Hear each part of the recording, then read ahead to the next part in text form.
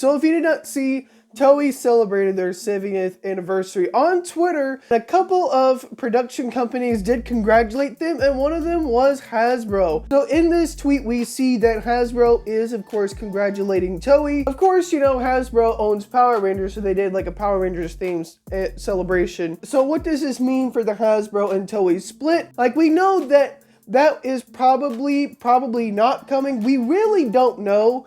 But what this really points out as, I don't think this really moves the needle in terms of, does this mean that the Hasbro and Toei split is not happening? Does it mean that it is still happening? Does it mean that, you know, maybe they're in contract negotiations still? Really, we don't know, because this to me just feels like, you know, Hasbro, while they're still under contract with Toei, they can still do this kind of thing. To me, I did agree with Deoxy. Changing the formula up from the original thing they've been doing for almost 30 years is good. And the reason I like that is because it gives us something original, because normally we see with Toei, they will adapt Zenkaiger, or they could adapt Kira Major. We saw them adapt Ryu Soldier. The one thing that I would like to see is Hasbro do something a little bit more original, just to see what they can come up with. For some reason, Hasbro's original plan don't work out, then of course, yes, they probably could go back to Toei if they really wanted to, but to at least have a couple of years, like 2023, 2024, or even a 2022, because we know that the Nickelodeon contract is ending after 2021, so it will be very interesting to see in terms of what kind of deal Hasbro and Toei puts together, if they even put one together. But I do think it would be good to do something different, so that way, as a franchise, it could feel like Hasbro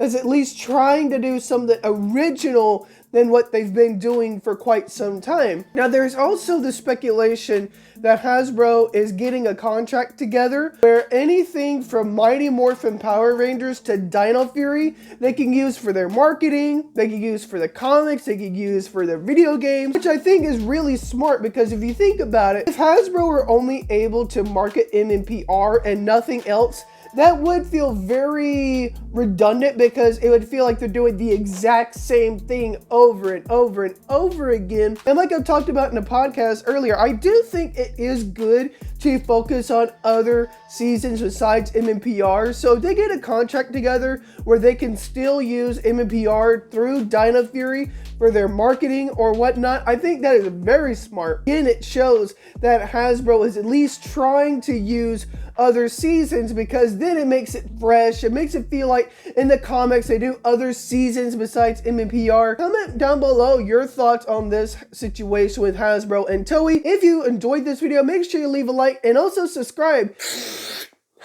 Go Power Rangers.